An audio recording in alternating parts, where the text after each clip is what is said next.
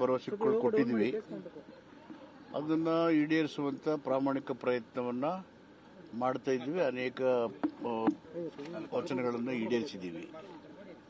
ಒಳ ಮೀಸಲಾತಿ ಅಂತ ಅತ್ಯಂತ ಪ್ರಮುಖವಾದಂಥ ವಿಷಯ ದಲಿತರ ಸಂಬಂಧಪಟ್ಟಾಗೆ ಒಂದು ಕಾನ್ಸೆನ್ಸಸ್ ಮುಖಾಂತರ ಇಡೀ ದಲಿತ ಸಮುದಾಯಗಳ ಒಗ್ಗಟ್ಟಾಗಿರುವಂಥ ಫಾರ್ಮುಲಾ ಮುಖಾಂತರ ಬಗೆಹರಿಸ್ಕೊಟ್ಟಿದ್ವಿ, ಮಾತು ಕೊಟ್ಟಿದ್ವಿ.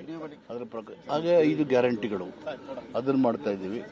ಮತ್ತು ಖಾತಾ ಮಾಡೋದು ಒಂದು ಮೂವ್ಮೆಂಟ್ ಥರನೇ ಮಾಡ್ತಾ ಇದ್ದೀವಿ. ಎಲ್ಲ ಜಿಲ್ಲೆಗಳಲ್ಲಿ ಬಜೆಟಲ್ಲಿ ಏನು ಕೊಟ್ಟಿದ್ದೀವಿ ಆ ಯೋಜನೆಗಳ ಅನುಷ್ಠಾನ ಆಗ್ತಾ ಇದ್ದಾವೆ, ಅಭಿವೃದ್ಧಿಗಳನ್ನು ಮಾಡ್ತಾ ಇದ್ದೀವಿ, ನುಡಿದಂತೆ ನಡೆದಿದ್ದೀವಿ. ಪೆಟ್ರೋಲ್ ಡೀಸೆಲ್ ಬೆಲೆ ಏರಿಕೆ ಆಗಿರ್ತಕ್ಕಂಥದ್ದು ಮಧ್ಯಪ್ರಾಚ್ಯದಲ್ಲಿ ಉಂಟಾದಂಥ ಯುದ್ಧದ ವಾತಾವರಣದ ಆಗುತ್ತೆ ಅಂತ ಗೊತ್ತಿತ್ತು. ಹಿಂದೆ ಪ್ರಧಾನಮಂತ್ರಿಗಳು ಡಿಮಾನಿಟೈಸೇಷನ್ ಮಾಡುವಾಗ ಆರ್ಥಿಕ ವ್ಯವಸ್ಥೆಯನ್ನು ಅಲುಗಾಡಿಸ್ಬಿಟ್ರು. Without consulting the reserve bank, without consulting the economical experts, ಯಾರು ಕೇಳಿದರೆ ಮಾಡಿದ್ರು. ಸೊ ಇದರಿಂದ ಜನಗಳ ಕೊಂಡುಕೊಳ್ಳುವ ಶಕ್ತಿನೇ ತೆಗೆದಾಕ್ಬಿಟ್ರು ಅವರು.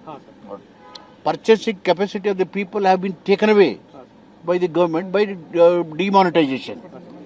ಅದಕ್ಕೇ ನಮ್ಮ ಆರ್ಥಿಕ ತಜ್ಞರು ಆಗಿದ್ದಂಥ ದಿವಂಗತ ಮನಮೋಹನ್ ಸಿಂಗ್ ರಾಜ್ಯಸಭೆಯಲ್ಲಿ ಏನು ಹೇಳಿದರು ಅಂದರೆ, it's an historical blunder, monumental destruction and an organised loot ಅಂತ ಹೇಳಿದರು.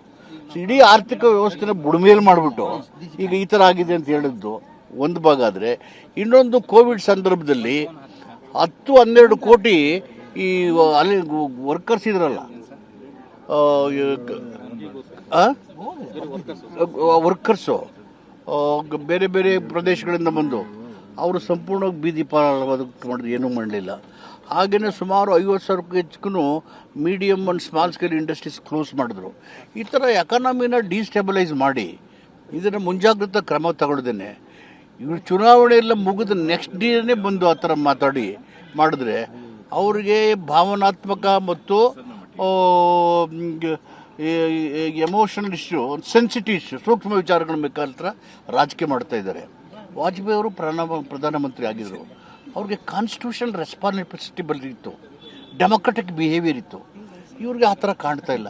ಹೀಗಾಗಿ ಈ ಸೂಕ್ಷ್ಮತೆ, ಭಾವನಾತ್ಮಕ ವಿಚಾರಗಳು ದೇಶವನ್ನು ಸುಭದ್ರವಾಗಿ ಇಡೋಕ್ಕಾಗೋದಿಲ್ಲ ಮತ್ತು ಇದು ದೇಶದ ಸಮಗ್ರ ಅಭಿವೃದ್ಧಿಗೆ ಕಾರಣವೂ ಆಗೋದಿಲ್ಲ. ಹೀಗಾಗಿ ಸ್ಟೇಟ್ಸ್ಮನ್ಶಿಪ್ ಇಸ್ ವೆರಿ ಇಂಪಾರ್ಟೆಂಟ್. ಸ್ಟೇಟ್ಸ್ಮನ್ ಅಲ್ಲದೆ ಇದ್ದವರು ಮುಂದಿನ ಜನಾಂಗನ ದೇಶದ ಭವಿಷ್ಯವನ್ನು ಮಣ್ಪಾಲು ಮಾಡ್ತಾರೆ. ಹೀಗಾಗಿ ಯಾವುದೇ ಮುಂದಾಲೋಚನೆ ಇಲ್ಲದೆ ನಡೆಸುವಂಥ ಆಡಳಿತ ಜನ ವಿರೋಧಿ ಆದಂತ. ಹಿರಿಯ ಅಧಿಕಾರಿಗಳು ಮಾತು ಕೇಳ್ತಾ ಇಲ್ಲ ಸರ್ಕಾರದಲ್ಲಿ. ಎಲ್ಲಿ ಹಿರಿಯ ಅಧಿಕಾರಿಗಳು ಎಲ್ಲಿ ಇಲ್ಲ ಇಲ್ವಲ್ಲ, ನನಗೇನು ಅನುಭವ ಆಗಿಲ್ವಲ್ಲ, ನನಗೆ ಕೇಳಲ್ಲ. ಕ್ಯಾಬಿನೆಟ್ ರಿಶಫಲ್ ಆಗುವಂತ ಹಂತದಲ್ಲಿ ಮಾತು ಕೇಳ್ತಲ್ಲ, ಕೆಲಸ ನಡೀತಲ್ಲ. ಅದೆಲ್ಲ ಅಂತ್ಯಕಂತ್ಯ ಕಥೆಗಳು. ಸರ್ಕಾರ ಇದೆ, ಸರ್ಕಾರದ ಯೋಜನೆಗಳು ಅನುಷ್ಠಾನ ಮಾಡಬೇಕು. It is there bounded duty. ಸದನದಲ್ಲಿ ಉತ್ತರ ಕೊಡೋಕೆ ನೋಡ್ತಾ ಇದ್ರಲ್ಲ ಅಧಿಕಾರಿಗಳು. ಇಲ್ಲ, ಆ ಥರ ಏನು ಸಮರ್ಪಕವಾಗಿ ಉತ್ತರ ಕೊಟ್ಟಿದ್ದೀವಲ್ಲ. ವಿರೋಧ ಪಕ್ಷದವರು ಕೇಳುವಂತ ಎಲ್ಲಾ ಪ್ರಶ್ನೆಗಳಿಗೆ ಸಮರ್ಪಕವಾಗಿ ಉತ್ತರ ಕೊಟ್ಟಿದ್ದೇವೆ.